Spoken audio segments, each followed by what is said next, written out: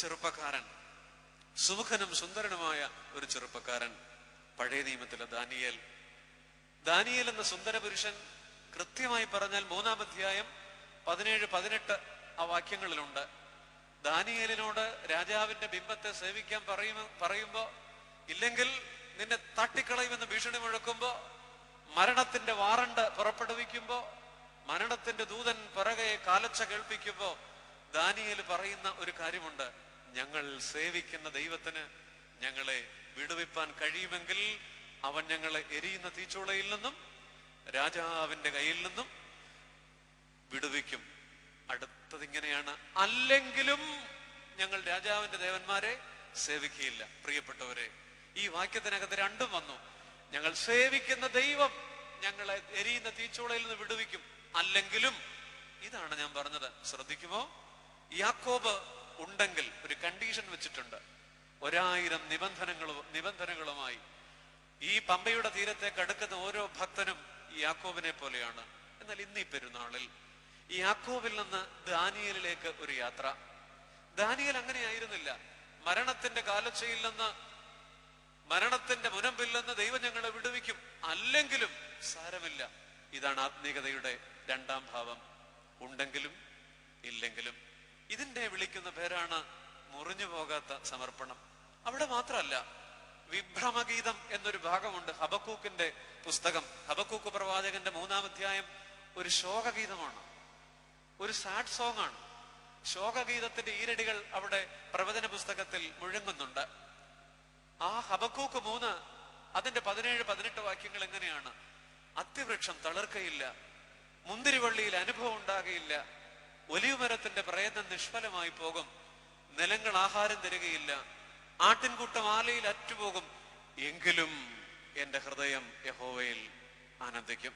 പ്രിയപ്പെട്ടവരെ, എന്താ ഹബക്കൂക്ക് പറയുക?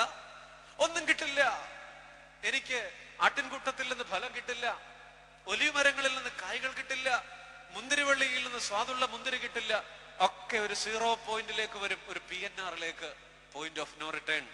അവിടേക്ക് വന്നാലും ദൈവത്തിൽ എന്റെ ഹൃദയം ആനന്ദിക്കും.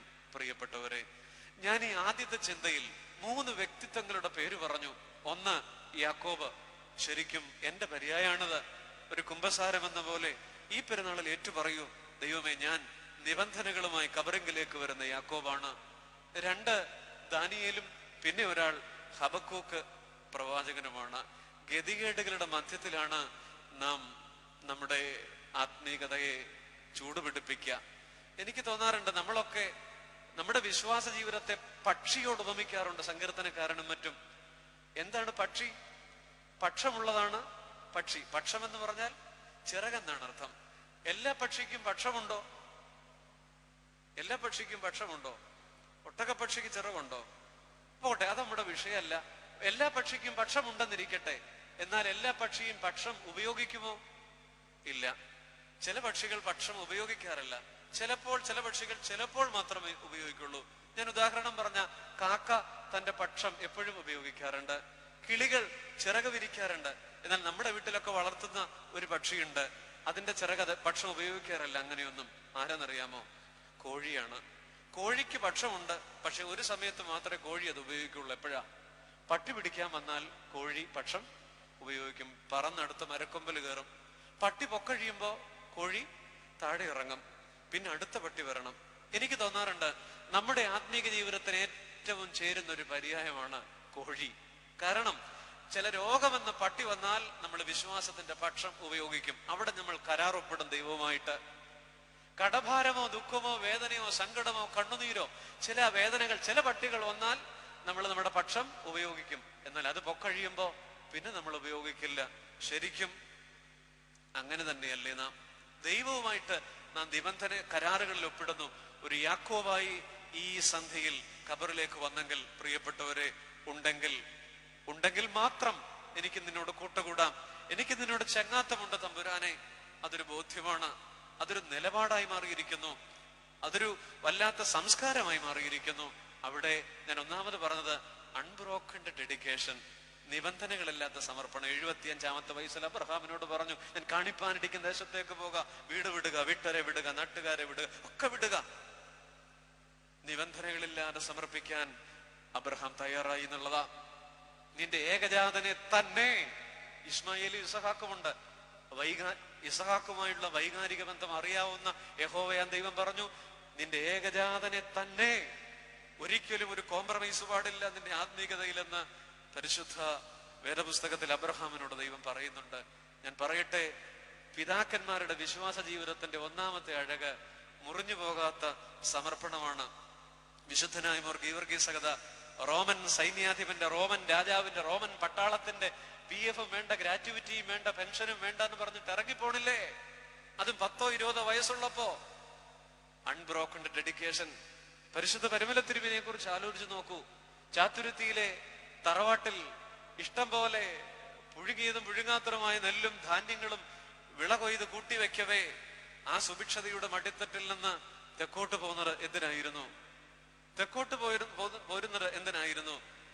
പനിയന്നാർക്കാവ് മുതൽ ഇരമല്ലിക്കര വരെയുള്ള പഴയ 11.5 ചതുരശ്ര കിലോമീറ്റർ വിസ്തീർണമുള്ള പനങ്കാടുകൾ നിറഞ്ഞ പഴയ പ്രേതഭൂമിയിലേക്ക് ഒരു കേവ് വള്ളത്തിൽ ആ മെല്ലിച്ച 29 വയസ്സുള്ള ഒരു മനുഷ്യൻ വന്നിറങ്ങിയത് എന്തിനായിരുന്നു? അൺബ്രോക്കൺ ഡെഡിക്കേഷൻ, മുറിഞ്ഞു പോകാത്ത സമർപ്പണം. എന്തിനായിരുന്നു മോശ കൊട്ടാരത്തിൽ നിന്നും ഇറങ്ങിപ്പോയത്? മുറിഞ്ഞു പോകാത്ത സമർപ്പണം.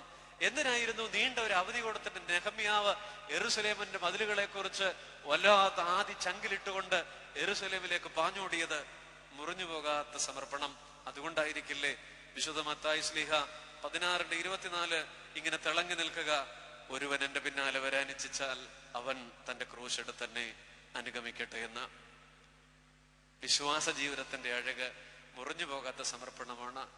യാക്കോബ് ശ്ലീഹ പറയുന്നുണ്ട്, നിങ്ങൾ ദൈവത്തെങ്കിലേക്ക് അടുത്തു ചെല്ലുവിൻ, എന്നാൽ ദൈവം നിങ്ങളോട് അടുത്തു വരും. ഖുർആൻ പറയുന്നുണ്ട്, നീ അള്ളാഹിലേക്ക് ഒരു ചുവട് വയ്ക്ക്, അള്ളാഹ് നിന്നിലേക്ക് 7 ചുവട് വയ്ക്കും. പക്ഷെ ആദ്യത്തെ ചുവട് നിന്റേതായിരിക്കണം. ആദ്യത്തെ ചുവട്, ഫസ്റ്റ് സ്റ്റെപ്പ് നിന്റേതായിരിക്കണം. എന്നാൽ ഒരു ചുവട് വയ്ക്കുന്ന നിന്നിലേക്ക് 7 ചുവട് വയ്ക്കാൻ ഒരു ദൈവം കാത്തിരിക്കുന്നു എന്ന്. നമ്മുടെ വിശ്വാസം, നമ്മുടെ വിശ്വാസ ജീവിതം ഇങ്ങനെ ഒരു മുറിഞ്ഞു പോകാത്ത സമർപ്പണത്തിന്റെ സൗന്ദര്യത്തിലേക്ക് വരട്ടെ. അബ്രഹാമിന്റെ വിശ്വാസ ജീവിതത്തിന്റെ അഴകത, വിശുദ്ധന്മാരുടെ വിശ്വാസ ജീവിതത്തിന്റെ അഴകത മറന്നുപോകല്ലേ. ഞാൻ പറഞ്ഞു 2 പദങ്ങൾ, 2 ഭാവങ്ങൾ. ഒന്ന്, ഉണ്ടെങ്കിൽ യാക്കോബിനെ മറക്കണ്ട. ഒരു യാക്കോബ് ഇതേ കയറ്റുവായിൽ ഇരിക്കുന്നു, ഒരു യാക്കോബ് ഇതേ ഇവിടെ നിൽക്കുന്നു, ഒരു യാക്കോബായി നാം കവറിൽ ചില കാര്യങ്ങൾ പറഞ്ഞിട്ടുണ്ട്, പറയുന്നുണ്ട്. ഉണ്ടെങ്കിൽ മാറുമോ എന്റെ സഹോദരി, മാറുമോ എന്റെ സഹോദര? ഞാൻ എന്നോട് തന്നെ ചോദിക്കട്ടെ, യാക്കോബിൽ നിന്നും ദാനിയേലിലേക്ക്, യാക്കോബിൽ നിന്നും ഹബക്കൂക്കിലേക്ക് ഉണ്ടെങ്കിലും ഇല്ലെങ്കിലും എനിക്ക് തീരുമാനങ്ങളില്ല, എനിക്ക് ഇഷ്ടങ്ങളില്ല, എനിക്ക് നിബന്ധനകളില്ല, എനിക്ക് നിർബന്ധങ്ങളില്ല. ചില ചോദ്യങ്ങൾക്ക് ദൈവത്തോട് നമ്മളൊരു പ്രാർത്ഥന ചോദിച്ചാൽ 3 വിധത്തിലുള്ള ഉത്തരം കിട്ടുമെന്നാ പറയുക. ദൈവത്തോട് നമ്മളൊരു ആഗ്രഹം പറയുമ്പോൾ ഒരു കോൺട്രാക്റ്റും വെക്കണ്ട, 3 വിധമായിരിക്കും അതിന്റെ ഉത്തരം. ഒന്ന്, ഡയറക്റ്റ് ആൻസർ. ചില നേരങ്ങളിൽ ചോദിക്കുന്ന നേരത്തെ ദൈവം ഉത്തരം തരും. ചില പ്രാർത്ഥനകൾക്ക് ദൈവം പെട്ടെന്ന് ഉത്തരം തരും. ചോദിക്കാതെ തന്നെ ആവശ്യങ്ങളെ അറിയുന്ന ഒരു തമ്പുരാൻ ഉത്തരം തരും. ഒന്ന്, ഡയറക്റ്റ് ആൻസർ. ശരിക്കും ദൈവം ചിലപ്പോ അങ്ങനെയാണ്. 2, ഡിലേഡ് ആൻസർ. 1, 3 D ആണ് direct answer. 2, delayed answer. Delay എന്ന് പറഞ്ഞാൽ താമസം എന്നാണ്. ചില ചോദ്യങ്ങൾക്ക് ഉത്തരം താമസമുണ്ട്. ബത്സയിദ കൊള്ളക്കരയിൽ ഒരു മനുഷ്യൻ 38 വർഷം ചോദിച്ചു, ഡിലേഡ് ആൻസർ. ചില ചോദ്യങ്ങൾക്ക് താമസമുണ്ട്, ഉത്തരം കിട്ടാൻ ഒരു കാത്തിരിപ്പിന്റെ താമസമുണ്ട്. ഇതാണ് 2ാമത്തെ സ്വഭാവം. ദൈവം നമുക്ക് ഉത്തരം തരുന്നതിന്റെ 2ാമത്തെ സ്വഭാവം അതാ. 1, ഡയറക്റ്റ് ആൻസർ. 2, delayed answer. ഒന്ന് പറഞ്ഞോളൂ. 3, ഡിനൈഡ് ആൻസർ.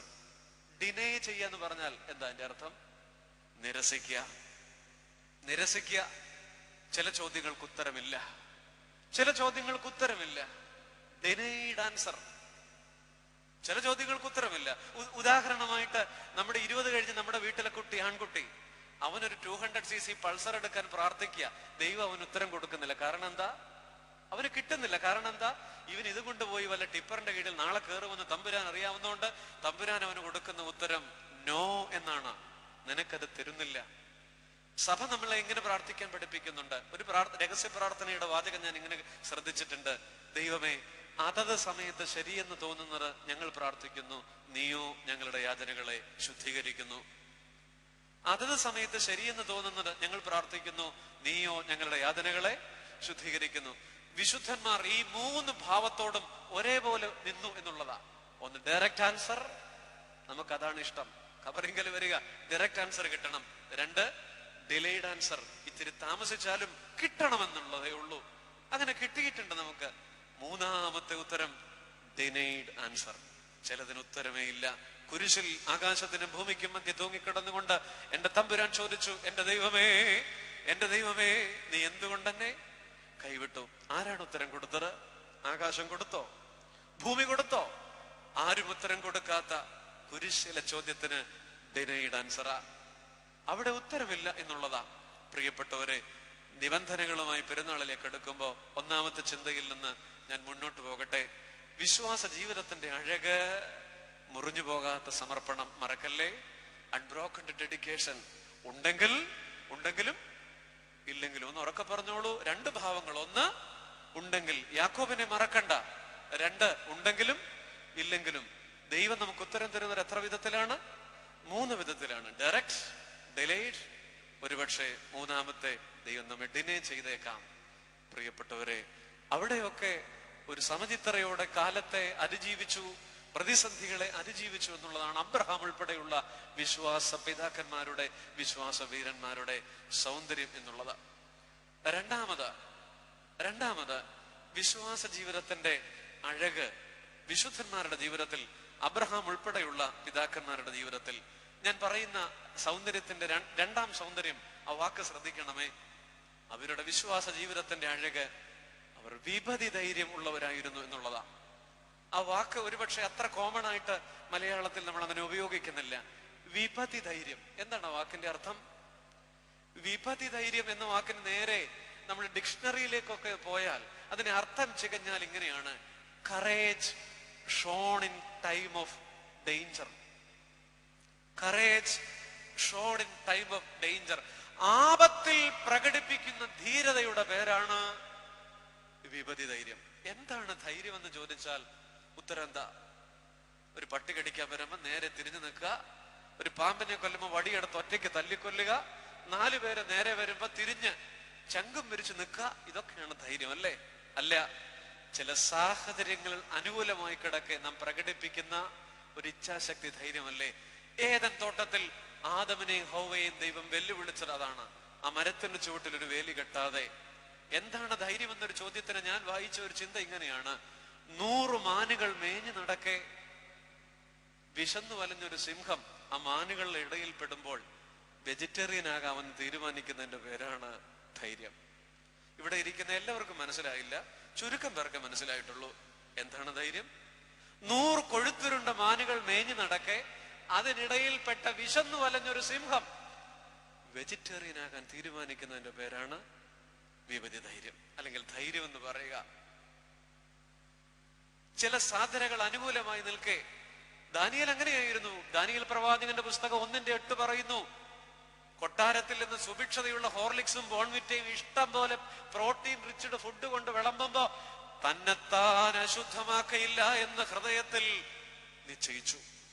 ദാനിയേൽ എന്ന സുന്ദര പുരുഷൻ തന്നോട് തന്നെ എടുക്കുന്ന ധൈര്യത്തിന്റെ ഒരു നിലപാടാണ്: തന്നെത്താൻ അശുദ്ധമാക്കയില്ല, തന്നെത്താൻ മ്ലേച്ഛതയ്ക്ക് വിട്ടുകൊടുക്കയില്ല, തന്നെത്താൻ അശുദ്ധമാക്കയില്ല. ആരുടെയും നിർബന്ധം മൂലമല്ല, സാധ്യതകൾ തുറന്നു കിടക്കെ സ്വയം എടുക്കുന്ന ഒരു തീരുമാനം. ചിലതിനോട് നോ പറയുക. മലയാളിക്ക് ഏറ്റവും ബുദ്ധിമുട്ടുള്ള, പറയാൻ പ്രയാസമുള്ള 2 വാക്കാണ്. 1 നോ, 2 എനഫ്. എനിക്ക് വേണ്ട എന്നും എനിക്കത് ധാരാളമെന്നും പറയാൻ നമുക്കറിയില്ല. പ്രിയപ്പെട്ടവരെ, അപ്പോസ്തല പ്രവർത്തികൾ 12:6 ഒരു ചിന്തയുണ്ട്. പത്രോസിനെ 2 പടയാളികളുടെ നടുവിൽ കെട്ടപ്പെട്ടവനായി കിടക്ക, കാരിരുമ്പിന്റെ പൂട്ടുകളിൽ, കാരിരുമ്പിൻ ശങ്കലകളിൽ പത്രോസ് മരണം കാത്തു കിടക്കുന്ന, ബന്ധനസ്ഥനായി കിടക്കുന്ന, മരണത്തിന്റെ വാറണ്ട് മുഴങ്ങുമ്പോ, മരണത്തിന്റെ കാഹളം മുഴങ്ങുമ്പോ, ആ രാത്രിയിൽ 2 പടയാളികളുടെ നടുവിൽ ചങ്ങലകളിൽപ്പെട്ട പത്രോസിന്റെ ഭാവം ഇങ്ങനെയാണ്: 2 പടയാളികളുടെ നടുവിൽ പത്രോസ് ഉറങ്ങുകയായിരുന്നു. ഇതാണ് വിപതി ധൈര്യം. നമുക്ക് ഉറക്കം വരില്ല. ഓരോ ചെറിയ പ്രശ്നമുണ്ടെങ്കിൽ നമുക്ക് ഉറക്കം വരില്ല. ഒരു ദുസ്വപ്നം കണ്ട് ഞെട്ടിയുണർന്നാൽ പിന്നീട് നാം ഉറങ്ങില്ല. അനിവാര്യമായ ദുരന്തങ്ങളുടെ കയ്പിന്റെ പാനപാത്രം, ചഷകം തന്റെ മുമ്പിലേക്ക് നീട്ടുമ്പോ, മരണം കാത്ത് വിധി കേൾക്കാൻ ഒരുങ്ങുമ്പോ ഈ ചങ്ങലകളിൽ, വിലങ്ങുകളിൽ ഉറങ്ങുന്ന ഒരു പത്രോസിനെ കാണുന്നില്ലേ? ഈ പത്രോസ്, ആ പത്രോസിന്റെ ജീവിതത്തിന്റെ അഴകി വിപരീത ധൈര്യമാ. പ്രിയപ്പെട്ടവരെ, പരിശുദ്ധന്മാരുടെ ജീവിതത്തിൽ, അബ്രഹാമിന്റെ ജീവിതത്തിലൊക്കെ ഇത് കാണാം. മോറിയാമലയ്ക്ക് പോകുമ്പോ, തന്റെ കുഞ്ഞിനെ ബലി കൊടുക്കാൻ പോകുമ്പോ അതിലേക്ക് സ്വയം നടന്നു പോകുന്ന ഒരു വൃദ്ധൻ ആപത്തിൽ പ്രകടിപ്പിക്കുന്ന ധീരത. ഞാൻ ഈ അടുത്ത കാലത്ത് വിശ്വാസം എന്നതിന് സോഷ്യൽ മീഡിയയിലൂടെ നിർവചനം ഏതോ ഒരു ചെറുപ്പക്കാരൻ നിർവചിച്ചിരിക്കുന്നത് എനിക്ക് ശ്രദ്ധേയമായി തോന്നി. ഫെയ്ത്ത് എന്നുള്ളതിന് ഇങ്ങനെയാണ് നിർവചിച്ചിരിക്കുന്നത്, FAITH, forwarding all issues to heaven. എനിക്ക് ഒത്തിരി ശ്രദ്ധേയമായി തോന്നി, ഒത്തിരി ഭംഗിയുണ്ടെന്ന് തോന്നി. എന്താണ് വിശ്വാസം? What is faith? FAITH. അതിന് കൊടുത്തിരിക്കുന്ന നിർവചനം ഇങ്ങനെയാ, forwarding all issues to heaven. നിന്റെ എല്ലാ പ്രശ്നങ്ങളും എങ്ങോട്ട് ഫോർവേഡ് ചെയ്യുക? സ്വർഗത്തേക്ക് ഫോർവേഡ് ചെയ്യുക. വിശുദ്ധന്മാരുടെ ജീവിതത്തിന്റെ സൗന്ദര്യം ഇതായിരുന്നു. എല്ലാ പ്രശ്നങ്ങളും, അബ്രഹാം ആ മല കയറുമ്പോ ഇസഹാക്ക് ചോദിക്കുന്നുണ്ട്, എവിടെയപ്പാ ഹോമയാഗത്തിനുള്ള ആട്? പറയണ ഉത്തരം ഇത്ര മാത്രമാണ്, ദൈവം കരുതിക്കൊള്ളും. യഹോവ ഇരേ. യഹോവ പ്രതിസന്ധികളുടെ തീച്ചുളയിൽ തിരമാലകൾ പോലെ വേദനകൾ ആഞ്ഞടിക്കുന്ന ആ മലകയറ്റത്തിന്റെ ഇടയിൽ തന്റെ പ്രശ്നങ്ങളെ സ്വർഗത്തേക്ക് ഫോർവേഡ് ചെയ്യുക.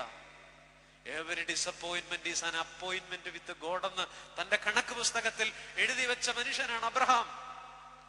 Every disappointment is an appointment with God എന്ന്, ഓരോ നിരാശയും ദൈവവുമായിട്ടുള്ള എനിക്ക് കിട്ടിയ ഒരു അപ്പോയിന്റ്മെന്റ് ആണെന്ന് എഴുതി വെച്ചവരാണ് വിശുദ്ധന്മാർ, അബ്രഹാം ഉൾപ്പെടെയുള്ള പിതാക്കന്മാർ. പ്രിയപ്പെട്ടവരെ, നമ്മുടെ ചിന്തകളിലേക്ക് ഇത് കടന്നു വരട്ടെ. വിശുദ്ധ ജീവിതത്തിന്റെ സൗന്ദര്യം, വിശുദ്ധ ജീവിതത്തിന്റെ സൗന്ദര്യം. പോളിക്കർപ്പോസ് എന്ന് പറയുന്ന ഒരു പിതാവില്ലേ പരിശുദ്ധ സഭയുടെ ചരിത്രത്തിൽ? മരണത്തിന്റെ മുൻപിൽ ഉറക്കെ വിളിച്ചു പറഞ്ഞില്ലേ, 86 വർഷം ഞാൻ അവനെ സേവിച്ചു, അവൻ എനിക്കൊരു ദോഷവും വരുത്തിയിട്ടില്ല, പിന്നെന്തിന് ഞാൻ എന്റെ തമ്പുരാനെ തള്ളിപ്പറയണമെന്ന് പറഞ്ഞിട്ട് മരണത്തിന്റെ കാണാ കൈകളിലേക്ക് ബോധപൂർവം നടന്നുപോയ ഒരു വിശുദ്ധനുണ്ട് സഭയുടെ ചരിത്രത്തിൽ. സിംഹങ്ങൾ ഞാനെന്ന ഗോതമ്പിനെ പൊടിക്കുന്ന ചക്കായി കൊള്ളട്ടെ, ആ ചക്കിൽ ഞാൻ ആ സിംഹങ്ങളുടെ വായിൽ അരഞ്ഞു പൊടിഞ്ഞ് എന്റെ ദൈവത്തിന്റെ കുർബാന അപ്പമായി തീരട്ടെ എന്ന് പറഞ്ഞ ഇഗ്നാത്തിയോസ് എന്ന് പറയുന്ന പിതാവില്ലേ? സഭയുടെ ചരിത്രത്തിൽ പുളകത്തോടെ ഓർക്കാൻ എത്രയോ വിശുദ്ധന്മാരുടെ ജീവിതത്തിന്റെ അഴകുണ്ട്, വിശ്വാസത്തിന്റെ അഴകുണ്ട്. പരിശുദ്ധ പരമേല തിരുമേനി ഉൾപ്പെടെയുള്ള ജീവിത വിശ്വാസ പിതാക്കന്മാരുടെ ജീവിതത്തിന്റെ സൗന്ദര്യം അറിയുമോ പ്രിയപ്പെട്ടവരെ? Courage shown in the time of danger. പ്രതിസന്ധികളുടെ മധ്യേ ആപത്തിൽ പ്രകടിപ്പിക്കുന്ന ധീരത. ഞാൻ പറഞ്ഞ 2 കാര്യങ്ങൾ മറക്കല്ലേ. ഒന്ന്, മുറിഞ്ഞു പോകാത്ത സമർപ്പണം മറക്കണ്ട. യാക്കോബിൽ നിന്ന് ദാനിയേലിലേക്ക്, യാക്കോബിൽ നിന്ന് ഹബക്കൂക്കിലേക്ക് ദൈവം തരുന്ന ഉത്തരങ്ങളുടെ അനുഭവങ്ങളെ കുറിച്ച് ചിന്തിക്കണമേ, മറന്നു പോകരുതേ. 2, വിപതി ധൈര്യത്തെ കുറിച്ച്. പ്രതികൂലതകൾ ആഞ്ഞടിക്കുമ്പോ, സാധ്യതകൾ അസ്തമിച്ചു പോകുമ്പോ, വാതിലുകൾ കൊട്ടിയടക്കപ്പെടുമ്പോ, ജീവിതത്തിൽ ഇനി മുന്നോട്ടില്ല എന്നുള്ള തിരിച്ചറിവുണ്ടാകുമ്പോ, നമുക്ക് മുൻപിൽ 1000 പേർ തിരിഞ്ഞു നിൽക്കുമ്പോ, സാഹചര്യങ്ങൾ മുഴുവൻ പ്രതികൂലമാകുമ്പോ, ധൈര്യത്തോടെ ജീവിതത്തോട് ആത്മീയതയിൽ പുലർത്തുന്ന ഒരു ശക്തമായ നിലപാടിന്റെ പേരാണ് വിപതി ധൈര്യം. മൂന്നാമതായി പ്രിയപ്പെട്ടവരെ, വീണ്ടും ഞാൻ ഓർമ്മിപ്പിക്കുന്നത്, എന്താണ് പിതാക്കന്മാരുടെ വിശ്വാസ ജീവിതത്തിന്റെ അഴക്? മൂന്നാമതായി അവരുടെ വിശ്വാസ ജീവിതത്തിന്റെ അഴക് 3ാം സ്നാനമായിരുന്നു അവരുടെ വിശ്വാസ ജീവിതത്തിന്റെ അഴക്, തേർഡ് ബാപ്റ്റിസം. ഈ വാക്ക് പറയുമ്പോ എന്നെ കേൾക്കുന്ന ഇവിടെ ഇരിക്കുന്ന നിങ്ങൾക്ക് കൺഫ്യൂഷൻ ഉണ്ടാകുന്നുണ്ടെന്ന് എനിക്കറിയാം. കാരണം ഇന്ന് സന്ധിയിൽ നമ്മൾ ചൊല്ലിയത് എങ്ങനെയാണ്? പാപമോചനത്തിലുള്ള മാമോദീസ ഒരിക്കൽ മാത്രം. പക്ഷെ ഞാനിപ്പോൾ വിളിച്ചു പറഞ്ഞത് എത്ര മാമോദീസ ഉണ്ടെന്ന? 3 മാമോദീസ ഉണ്ടെന്ന. 3ാം സ്നാനം എന്നാണ്, തേർഡ് ബാപ്റ്റിസം എന്നാണ്. എന്താണ് ഈ സ്നാനം? എന്താണ് ഈ കഴുകൽ? എന്താണ് ഈ മാമോദീസ? 1ാമത്തെ മാമോദീസ നമുക്കറിയാം. ഏതാ? മാമോദീസ തൊട്ടിയിലേക്ക് മുങ്ങിപ്പൊങ്ങുന്ന ക്രിസ്തുവിലേക്ക് ജനിക്കപ്പെടുന്ന സഭയുടെ 1ാം കൂദാശ. അതല്ലേ ഒന്നാം സ്നാനം? അറിയാം, പരിചയമുണ്ട്. അങ്ങനെയെങ്കിൽ രണ്ടാം മാമോദീസ ഏതാ? രണ്ടാം സ്നാനം ഏതാ? രണ്ടാം സ്നാനം, സ്നാനം എന്നുള്ളതിന്റെ അർത്ഥം തന്നെ എടുത്തോളൂ. രണ്ടാം കുളി ഏതാണ്? അത് കുംഭസാരമല്ലേ? കർമ്മപാപങ്ങളുടെ അഴുക്ക് പതിവായി കഴുകിക്കളയുന്ന കുംഭസാരം എന്ന സ്നാനം. പക്ഷെ നമുക്ക് ആണ്ടിലൊരിക്കലല്ലേ ഉള്ളൂ, അല്ലേ? 40-ാം വെള്ളിയാഴ്ചയുടെ തലേന്ന് ക്യൂ നിന്ന് നമ്മളിങ്ങനെ നിൽക്കാറുണ്ടല്ലോ, അല്ലേ? ഒരു വെറും കുളി, സോപ്പ് തേക്കാത്ത കുളി. അച്ചായനുമായിട്ട് വഴക്ക് പിടിച്ചിട്ടുണ്ട്, പിള്ളേരെ തല്ലിയിട്ടുണ്ട്, ആകെയുള്ള ഘോരമായ കൊടും പാപങ്ങളാണ് ഇത് രണ്ടും. അതിനപ്പുറം ഒന്നുമില്ല. കുംഭസാരം എന്ന കർമ്മപാപത്തെ കഴുകിക്കളയുന്ന രണ്ടാം സ്നാനം, അതില്ലാതെ പോകുന്നൊരു അപജയം നമ്മുടെ കാലത്തിനുണ്ട്. അങ്ങനെയെങ്കിൽ മൂന്നാം സ്നാനം എന്താ? ഒന്നാം സ്നാനം മാമോദീസയാണെങ്കിൽ, രണ്ടാം സ്നാനം കുംഭസാരമാണെങ്കിൽ, വളരെ ആലങ്കാരികമായിട്ട് ഞാൻ പറയട്ടെ, മൂന്നാം സ്നാനം സഹനമാണ്. എന്താണ്? സഹനമാണ്. സഹനം ഒരു സ്നാനമാണ്. ദൈവത്തെ കാണാനുള്ള സഹനം, ദൈവത്തെ കാണാനുള്ള സ്നാനം. അതുകൊണ്ടാ യേശു കർത്താവ് ഒരിക്കൽ പറഞ്ഞു, എനിക്കൊരു സ്നാനം സ്വീകരിപ്പാനുണ്ട്, അത് സ്വീകരിക്കുവോളം എന്റെ ഹൃദയം ഭാരപ്പെടുന്നു, ആകുലപ്പെടുന്നു എന്നാ. നമ്മുടെ കർത്താവ് വ്യഥകളെ വിശേഷിപ്പിച്ചത് സ്നാനമെന്നാണ്. എനിക്കൊരു സ്നാനം സ്വീകരിക്കാനുണ്ട്. താൻ സ്വീകരിക്കാനിരിക്കുന്ന കുരിശുമരണത്തെ കുറിച്ച്, താൻ സ്വീകരിക്കാനിരിക്കുന്ന കഷ്ടാനുഭവങ്ങളുടെ തീച്ചൂളയെ കുറിച്ച് എന്റെ പൊന്നുതമ്പുരാൻ മുന്നമേ മൊഴിഞ്ഞത് എങ്ങനെയാണ്? എനിക്കൊന്ന് കുളിക്കണം, കുരിശിൽ ഒന്ന് കുളിച്ചു കയറണം, ദുഃഖവെള്ളിയിൽ എനിക്കൊന്ന് കുളിച്ചു കയറണമെന്ന് സഹനങ്ങളെ സ്നാനമെന്ന് വിശേഷിപ്പിച്ച ഒരു തമ്പുരാൻ. പ്രിയപ്പെട്ടവരെ, കുരിശിന്റെ വഴിയെ കടന്നുപോയവരെ എല്ലാ വിശുദ്ധന്മാരും, എല്ലാ പിതാക്കന്മാരും. അതുകൊണ്ട് അവർ മൂന്നാം സ്നാനത്തിലൂടെ കടന്നുപോയി. അതാണ് വിശ്വാസ ജീവിതത്തിന്റെ അഴക്. ഞാൻ വളരെ സിമ്പിളായിട്ടൊരു ഉദാഹരണം പറയാം. നമ്മളൊക്കെ ഒരുപക്ഷെ എന്നേക്കാൾ മുതിർന്നവര്, പഴയ കാലം നമ്മൾ 2ാം ക്ലാസ്സിലും 3ാം ക്ലാസ്സിലൊക്കെ പണ്ട് പഠിക്കുമ്പോൾ ഒരു കുട്ടി തമാശ ഉണ്ടായിരുന്നു, ഒരു കുട്ടിക്കളി. ദൈവത്തെ കാണാൻ ഒരു കളി കൂട്ടുകാരൻ പറഞ്ഞു തരും, അല്ലെ കൂട്ടുകാർ പറഞ്ഞു തരും. പുതിയ കുട്ടികൾക്ക് അറിയില്ല. ഒരു ഉറുമ്പിനെ പിടിച്ച് നെറ്റിയില് 101 പ്രാവശ്യം ഉരച്ചാൽ ആരെ കാണാം? പരുമല ഈ ഭാഗത്തൊന്നും കേട്ടിട്ടില്ല? കേട്ടിട്ടില്ല? ഉണ്ട് അല്ലേ? ചിലര് കേട്ടിട്ടുണ്ട്. ഒരു ഉറുമ്പിനെ പിടിച്ച് നെറ്റിയിൽ 101 പ്രാവശ്യം ഉരച്ചാൽ ശരിക്കും കാണുമോ? പൊട്ടത്തരല്ലത്. ശരിക്കും ദൈവത്തെ കാണാൻ ഒക്കുമോ? ഞാൻ പറയും, നിശ്ചയമായിട്ടും കാണാനൊക്കും. ഈ കറുത്തുകുപ്പായിട്ട് ഈ സന്ധ്യയിൽ ഞാനിവിടെ നിന്ന് പറയട്ടെ, നിശ്ചയമാണ്. ഇന്നിനെ ചെയ്യണ്ട, നാളെയും കാണാം. ഒരു ഉറുമ്പിനെ പിടിച്ചിട്ട് തിരുനെറ്റിയിൽ ധ്യാനപൂർവ്വം കണ്ണടച്ചിട്ട് ഒരു 101 പ്രാവശ്യം ഉരച്ചു നോക്കൂ, ഒരു പുതിയ ദൈവാനുഭവം. നാളെ ചെയ്യുന്നത് നല്ലതായിരിക്കും, അല്ലേ? ശരിക്കും അതിന് ഒരു കുട്ടിക്കളിയെന്നോ കുട്ടി തമാശയ്ക്ക് അപ്പുറം ഒരാഴമില്ലേ? എന്താണ് അതിന്റെ അർത്ഥം? ഒരു കുറുമ്പാണെങ്കിൽ കൂടെ ഒരു ഉറുമ്പിനെ പിടിച്ചിങ്ങനെ നെറ്റിയിൽ ഉരയ്ക്കുമ്പോ, കുറെ ഉരയ്ക്കുമ്പം തൊക്ക് പൊളിയും. ഉറുമ്പിന്റെ ശരീരത്തിലെ ആസിഡ് ചോരയിലേക്ക് കയറുമ്പോ ഒടുക്കത്തെ തീറ്റലോടെ, ഒടുക്കത്തെ ആന്തലോടെ നമ്മൾ വിളിക്കും. എന്താ? ആദ്യത്തെ വിളി എന്റെ ദൈവമേ എന്നാണ്. ഈ കുട്ടിക്കുറുമ്പിനകത്തെ ആഴം കണ്ടില്ലേ? ചുടുചോരയിലേക്ക് ആസിഡ് പടർന്നു കയറുമ്പോ ആദ്യം വിളിക്കുന്ന വിളി എന്താ? എന്റെ ദൈവമേ. ഓരോ സഹനവും ഓരോ സ്നാനമായി കണ്ടു വിശുദ്ധന്മാർ. ഓരോ സഹനവും ഒരു സ്നാനമായി കണ്ടു. അതിൽ ദൈവസ്നേഹത്തെ അവരറിഞ്ഞു. അതുകൊണ്ടാ cross is the telescope of divine love എന്ന് പറയുക. Cross is the telescope of divine love. ദൈവസ്നേഹത്തിന്റെ ദൂരദർശിനിയാണ് കുരിശ്. പിതാക്കന്മാരും വിശുദ്ധന്മാരും ദൈവസ്നേഹത്തെ രുചിച്ചറിഞ്ഞ ദൂരദർശിനിയാണ്. കുരിശിന്റെ കൃപ എന്താ? What is the grace of cross? കുരിശിലൂടെ കടന്നുപോയവരാണ് പിതാക്കന്മാരെങ്കിൽ കുരിശിന്റെ കൃപ എന്താ? എന്റെ സങ്കടങ്ങളെ തമ്പുരാന്റെ സങ്കടങ്ങളുമായി ചേർത്ത് വയ്ക്കാമെന്നുള്ളതാണ് കുരിശിന്റെ സുവിശേഷം. ഞാൻ ആവർത്തിക്കാം ആ പ്രയോഗം. എന്റെ സങ്കടങ്ങളെ, എന്റെ നൊമ്പരങ്ങളെ അവിടുത്തെ സങ്കടങ്ങളുമായി ചേർത്ത് വയ്ക്കാമെന്നുള്ളതാണ് കുരിശിന്റെ സുവിശേഷം. ഇന്ന് രാത്രി എന്നെ കേൾക്കുന്ന പ്രിയപ്പെട്ടവരൊന്ന് ഞാൻ നിങ്ങളോടൊരു എക്സസൈസ് തരിക. ഇപ്പോൾ നിങ്ങളുടെ ചങ്കത്തൊരു ഭാരമുണ്ടെന്ന് എനിക്കറിയാം, എന്തെങ്കിലും ഒരു ഭാരം. നിങ്ങളുടെ അടുത്തിരിക്കുന്നവരോട് നിങ്ങൾ അത് പറയുന്നില്ല. അടുത്തിരിക്കുന്നവർക്ക് അത് അറിയില്ല, ആർക്കും അറിയില്ല. നമ്മൾ മാത്രം ഇടനെഞ്ചു പൊട്ടി കൊണ്ടു നടക്കുന്ന നമ്മുടേതായ ചില നീറ്റലുകൾ, സങ്കടങ്ങൾ, അല്ലേ? 1000 വേദനകളുടെ വെടിമരുന്നു ശാലകളുമായി അഗ്നിപർവ്വതം പോലെ പുകഞ്ഞ് നമ്മുടെ ചങ്ക്, അല്ലേ? എന്നാൽ ഇന്ന് ഈ രാത്രി പരുമല പള്ളിയിലിരിക്കുമ്പോൾ നിങ്ങളൊന്ന് ചിന്തിച്ച്, നിങ്ങളുടെ ഇടനെഞ്ചിൽ ഇപ്പോഴുള്ള ഭാരം നിങ്ങളൊന്ന് ചിന്തിച്ചേ. ഏതെങ്കിലും ഒരു ടെൻഷൻ ആയിരിക്കാം, ഏതെങ്കിലും ഒരു വേദനയായിരിക്കാം, ഏതെങ്കിലും ഒരു സങ്കടം ഇവിടെ എന്നെ കേൾക്കുന്നവരുടെ ഉള്ളിൽ ഉണ്ടാവും. അതെടുത്തിട്ട് നിങ്ങളുടെ വലം കൈയിലേക്ക് പിടിക്കൂ. അതെടുത്തിട്ട് നിങ്ങളുടെ വലത് കൈ പിടിച്ചോ. പിടിച്ചിട്ട് നിങ്ങൾ കുരിശിലേക്ക് നോക്കൂ. Look at the cross. ഇനി പറയൂ, നിങ്ങളുടെ അതേ വേദന അതിലും ആഴത്തിൽ അവിടെ കാണാം. നിങ്ങൾക്കിപ്പോൾ കടഭാരമുണ്ടോ? എവിടെയെങ്കിലുമൊക്കെ തിരിച്ചടയ്ക്കാനുള്ള കടഭാരമുണ്ടോ? അങ്ങോട്ട് നോക്കിക്കേ. കടമെടുത്ത കഴുതയും കടമെടുത്ത കരമടയ്ക്കാനുള്ള കാശും കടമെടുത്ത കല്ലറയും കടമെടുത്ത കാലിത്തൊഴുത്തും മൊത്തത്തിൽ കടമാണ് കിടക്കുക. അത്രയും കട എന്തായാലും നമുക്കില്ല.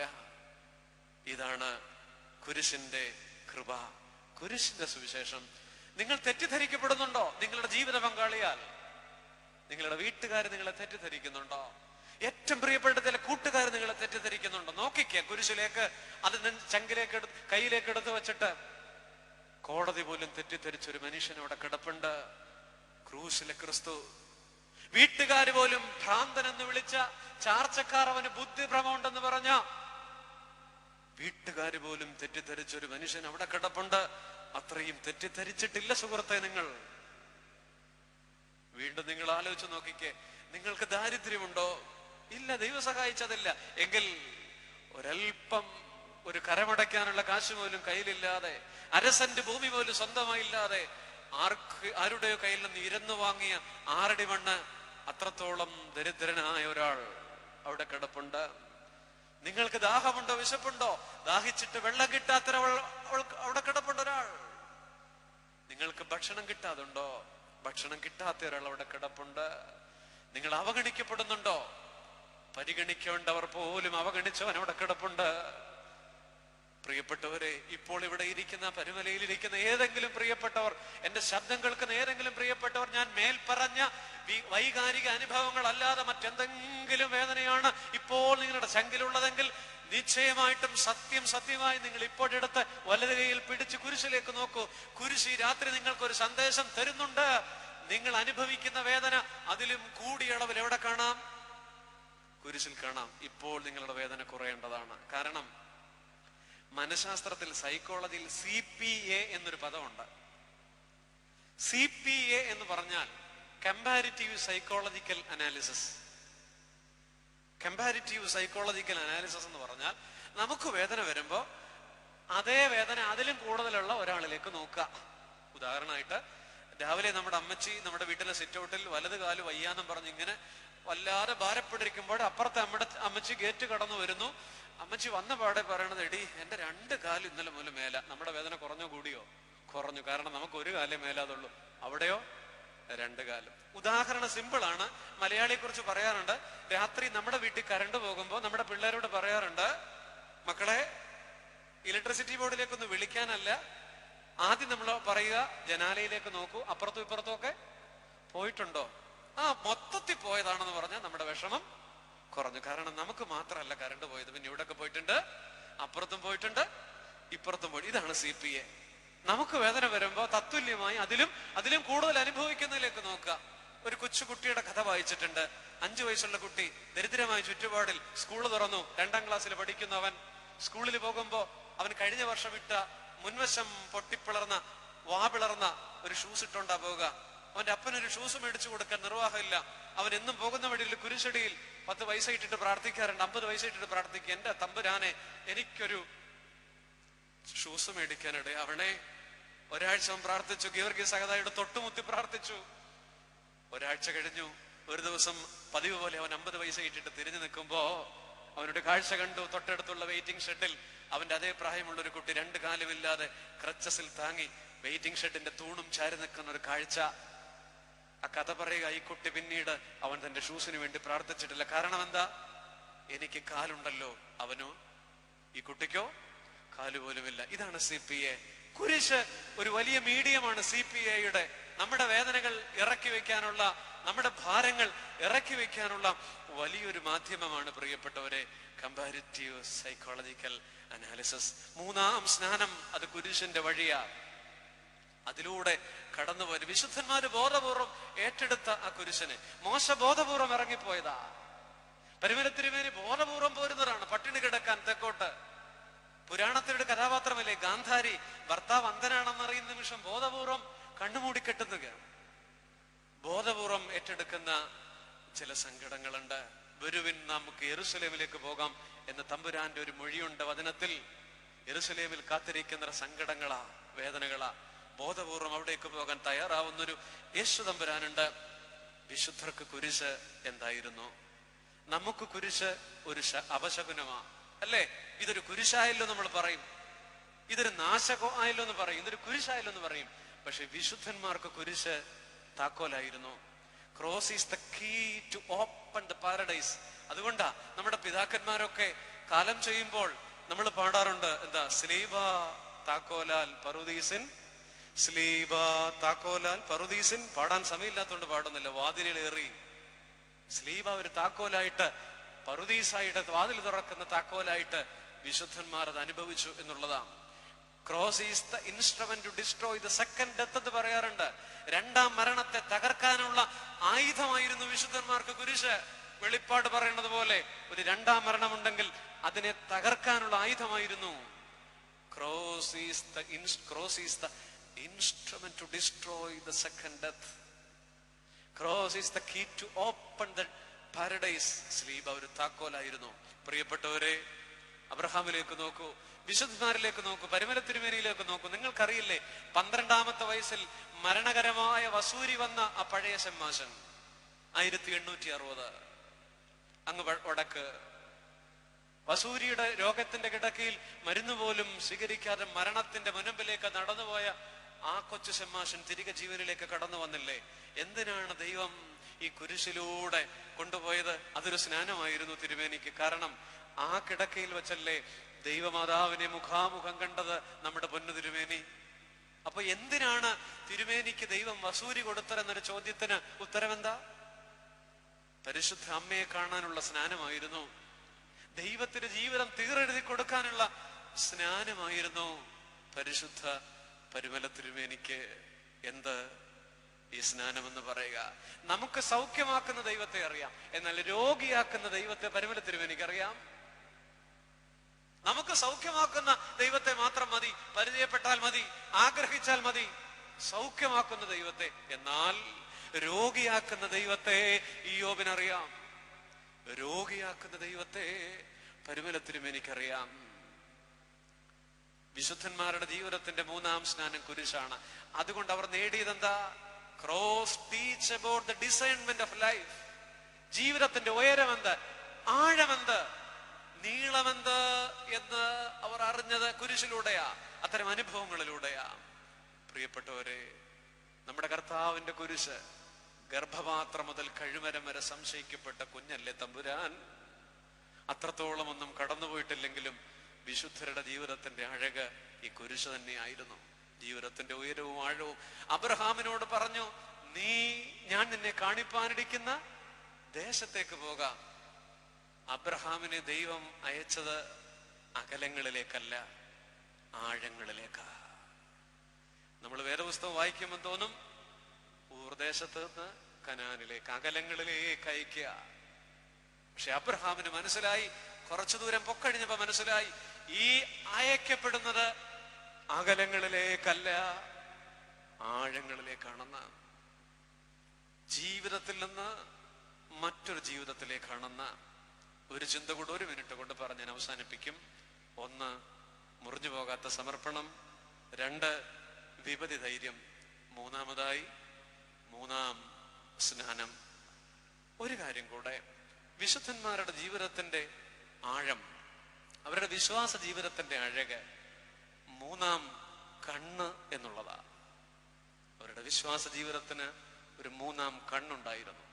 3ാം സ്നാനം എന്ന് പറയുന്നത് പോലെ തന്നെ 3ാം കണ്ണ്. ഉദാഹരണമായി, ആശയ്ക്ക് വിരോധമായി ആശയോടെ വിശ്വസിച്ച അബ്രഹാം താനും മകനും 2 ബാല്യക്കാരും മാത്രം മോറിയ മലയിലേക്ക് നടക്കുമ്പോ പറയണ ഒരു വാചകമുണ്ട്. എങ്ങനെയാണ്? ദൈവം കരുതിക്കൊള്ളും. ഇതാണ് 3ാം കണ്ണ്.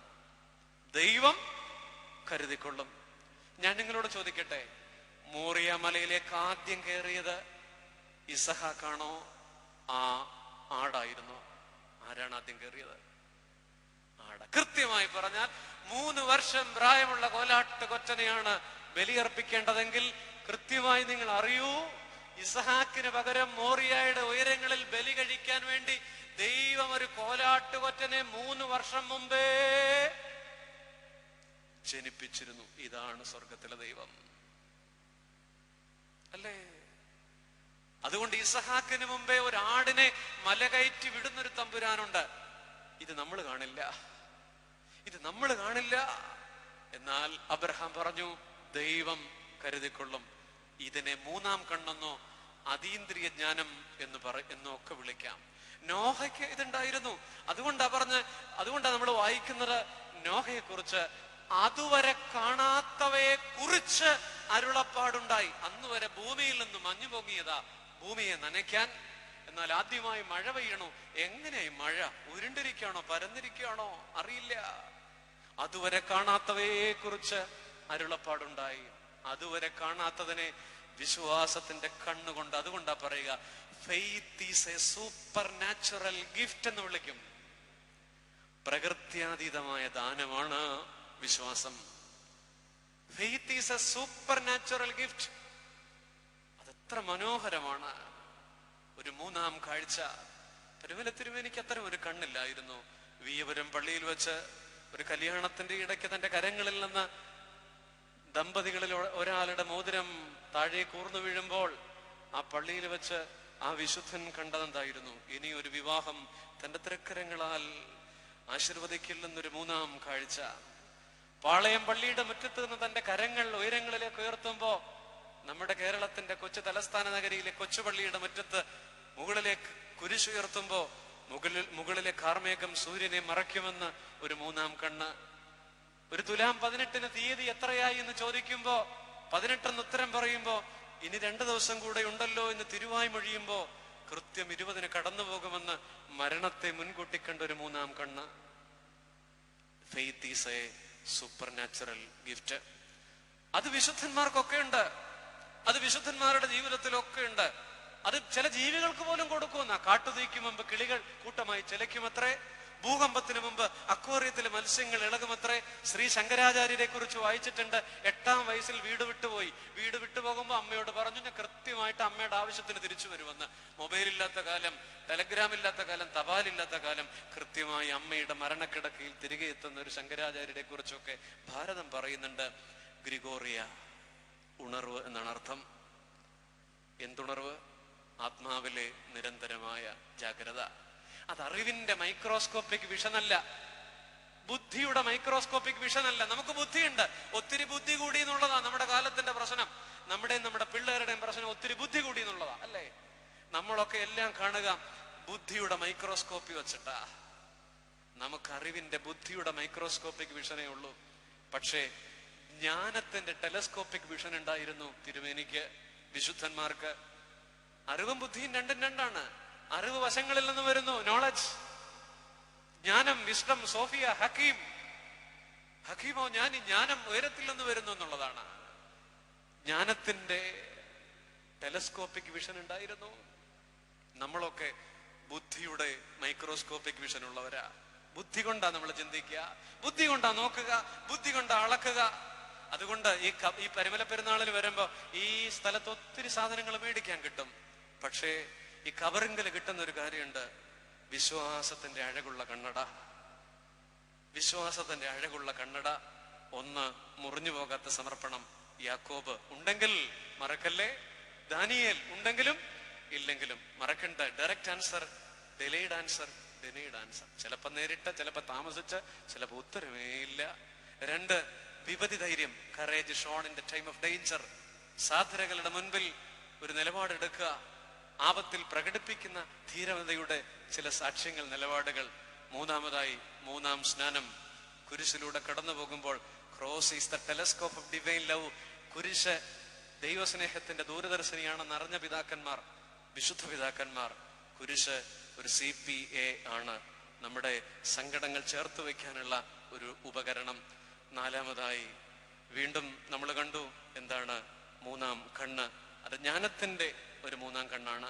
ബുദ്ധിയുടെ കണ്ണട വെച്ചത് കാണരുതേ, ബുദ്ധിയുടെ കണ്ണട വെച്ചത് നോക്കരുത്. നിക്കോദിമോസ് പണ്ട് കർത്താവിനെ കാണാൻ വന്നപ്പോൾ വെച്ചത് ബുദ്ധിയുടെ കണ്ണടയായിരുന്നു. നഥനയേൽ വെച്ചത് ബുദ്ധിയുടെ കണ്ണടയായിരുന്നു. തമ്പുരാൻ അവരുടെ ബുദ്ധിയുടെ കണ്ണട ഊരി മാറ്റിയിട്ട്, യുക്തിയുടെ കണ്ണട ഊരി മാറ്റിയിട്ട് വിശ്വാസത്തിന്റെ കണ്ണട വെച്ചു കൊടുത്തപ്പോ ജീവിതത്തിൽ അവരുടെ സാക്ഷ്യം ഉള്ളവരായി തീർന്നു. കർത്താവിന്റെ വെറുപ്പിന് മുമ്പ്, കഷ്ടാനുഭവത്തിന് മുമ്പ് പല സ്ത്രീകന്മാരും ബുദ്ധിയുടെ കണ്ണട വെച്ച് ക്രിസ്തുവിനെ അളന്നവരാ. എന്നാൽ അവർ ബുദ്ധിയുടെ കണ്ണട ഊരിയപ്പോ ദൈവത്തെ കാണുകയാണ്. ഞാൻ വാക്കുകൾ അവസാനിപ്പിക്കട്ടെ. ഈ ചിന്തകൾ ചേർന്നിരുന്ന് ധ്യാനിച്ചതിന് സന്തോഷം. ഈ രാത്രി ഈ വലിയ നിയോഗത്തിനും അവസരത്തിനും ഒക്കെ ദൈവത്തെ സ്തുതിക്കുന്നു.